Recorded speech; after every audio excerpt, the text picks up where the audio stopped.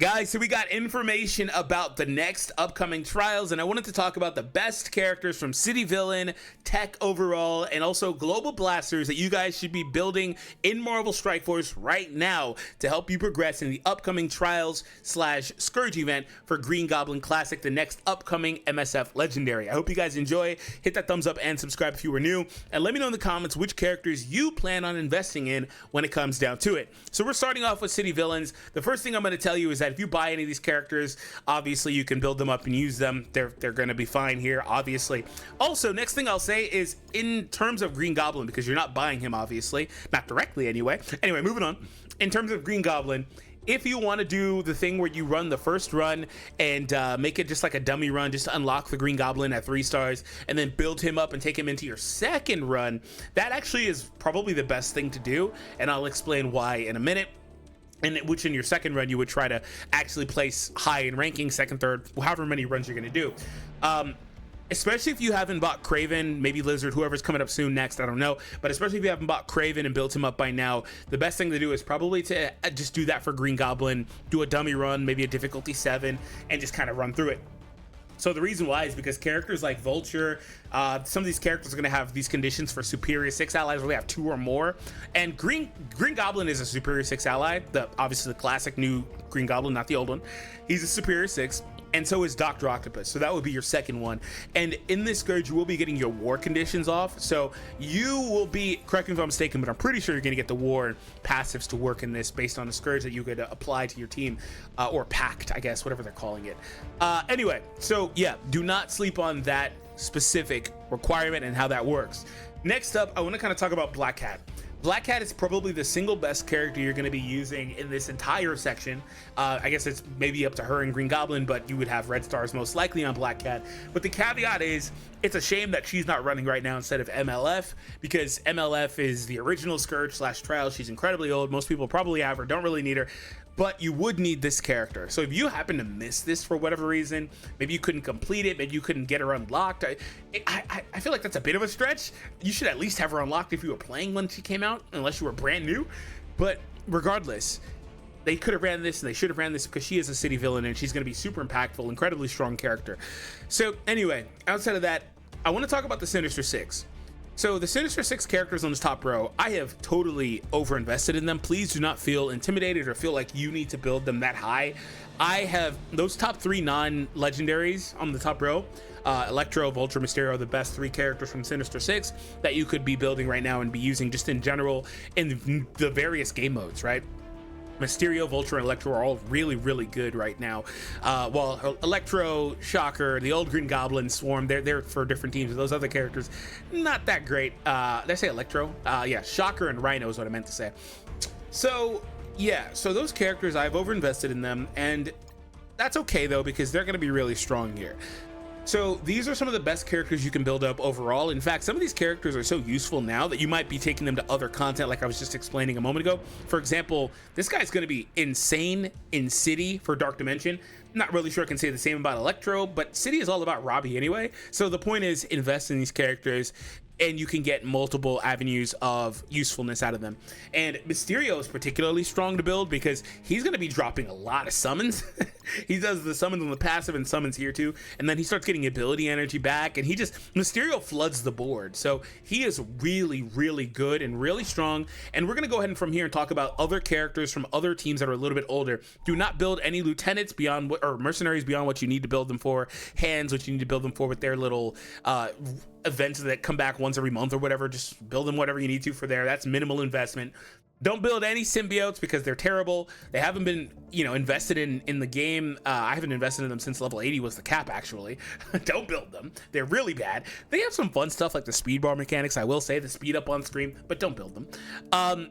Also, don't build Shadowlands.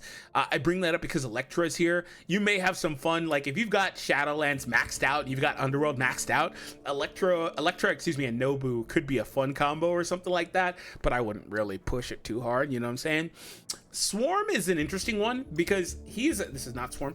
He is an interesting character because Infestation is one of the premier war defenses. I feel like they probably were advertised as being better than they are, but they're tricky if you don't know how to play against them.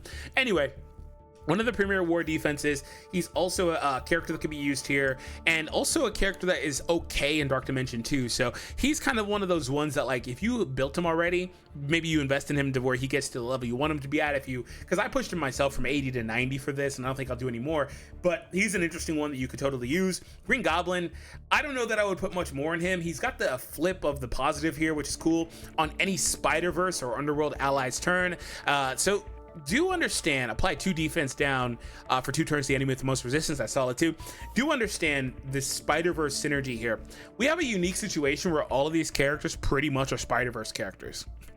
And so passives like that Green Goblin one, some of the other ones, so some of the other Sinister Sixes are going to work on some of these other characters like Kingpin and Mr. Negative and Morbius. These are all Spider-Verse characters.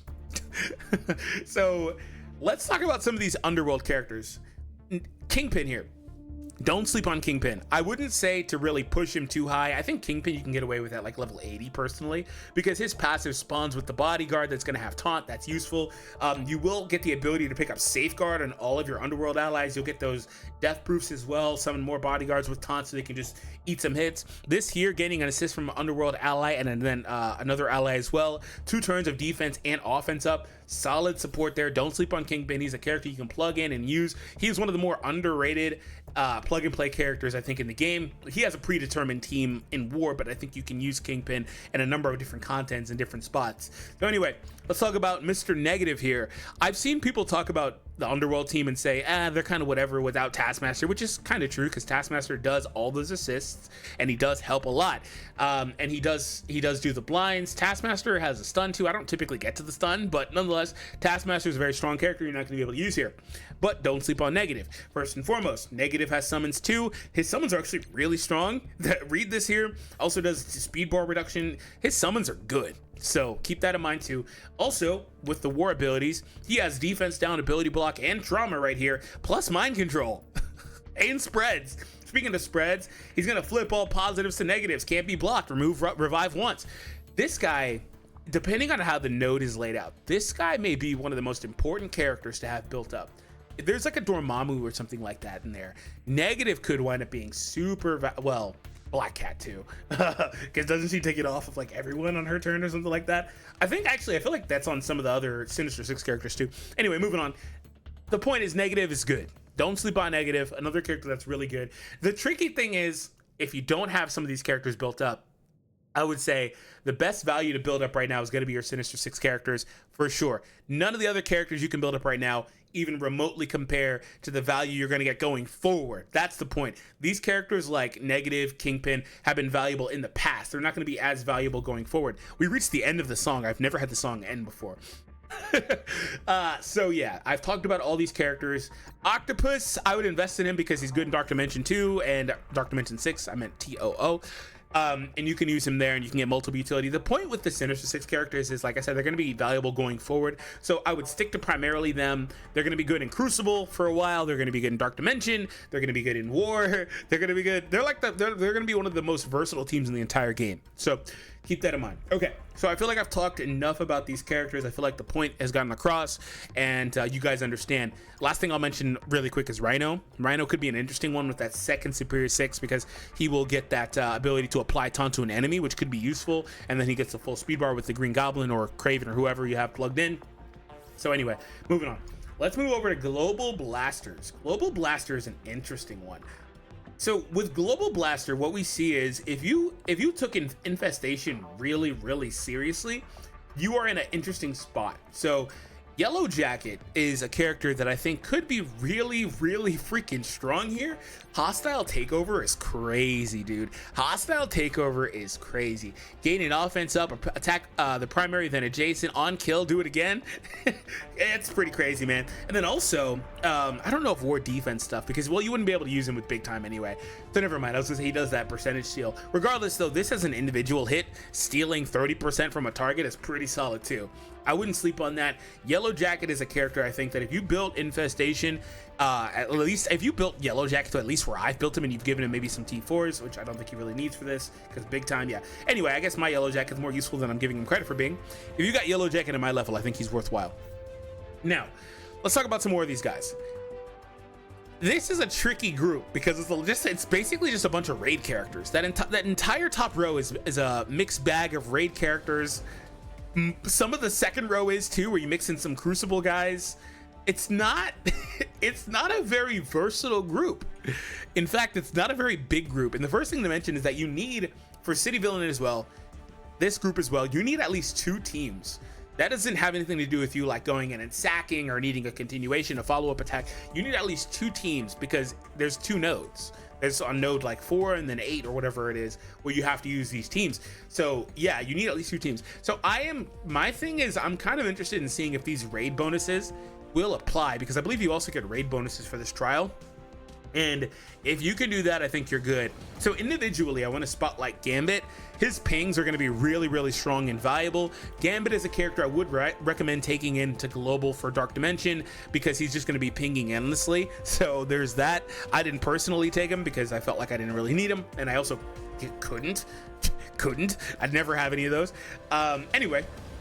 So yeah, Gambit is a character I would not sleep on. I would consider bringing him overall because of those pings, and he could be useful. Also very high damage, and also semi-useful in other content. Not really. Unlimited is kind of crap.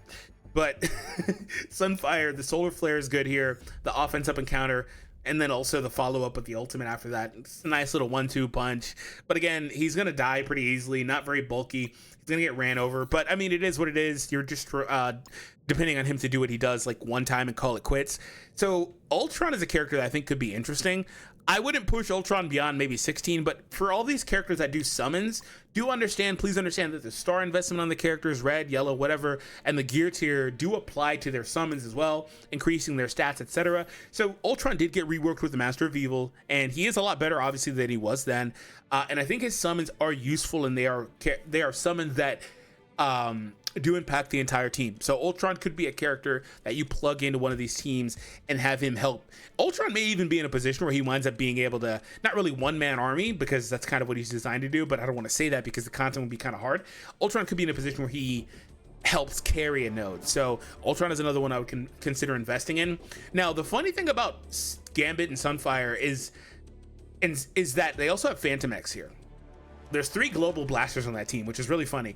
Anyway, there's 3 global blasters, so they're available all to use, and so you can get the synergies between them. And wouldn't you know it, this is, regardless of how good or bad this team is or isn't, you have to build them anyway for APOC. So a lot of people have them at least at my investment, 5 and level 90, whatever the requirements were, gear tier 17, I think. So you have them built already.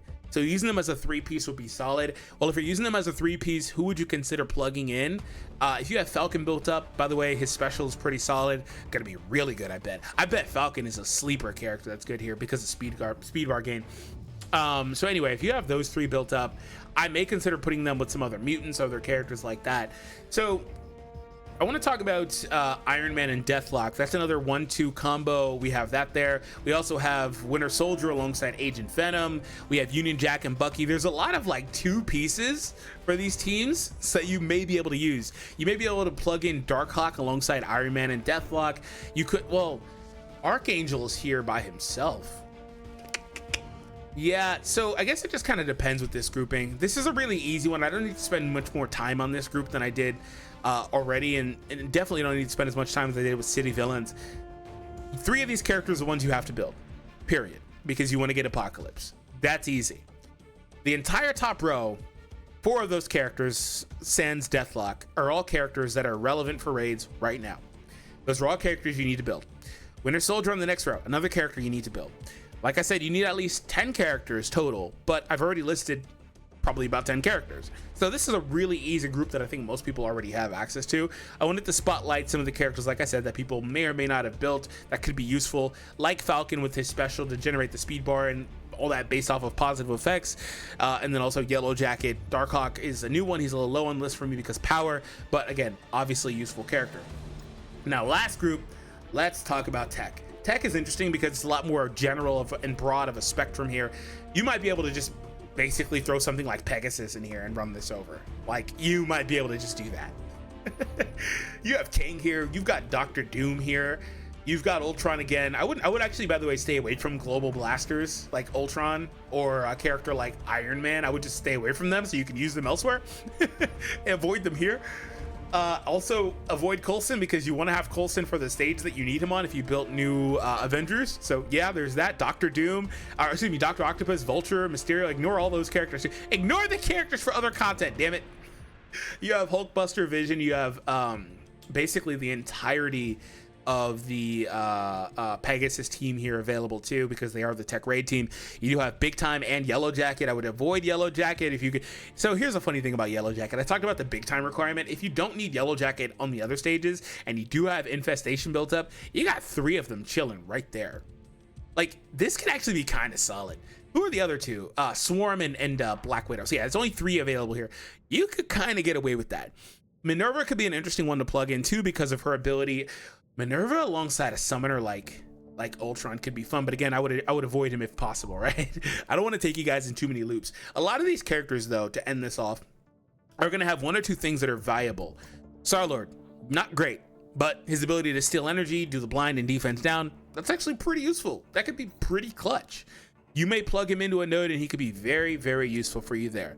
LDS, Lady Deathstrike, with her ability to do the speed bar down, all that stuff could be useful too. Stitcher could even be useful by just the flat one-time steal health if you throw him in there as part of a sack. Misty Knight has some other utility stuff. A lot of these characters could be used for like a one-off type of plug-in thing, but I expect most people to use some combination of Kang alongside Kestrel and then fill out your team around there. Like I said, you've got Doom as well. Kang, Kestrel, Doom, and whoever fodder probably runs through the tech nodes, actually. So all right guys, let me know what you guys think, what you're gonna do. Hope you all enjoyed, and I will see you all next time.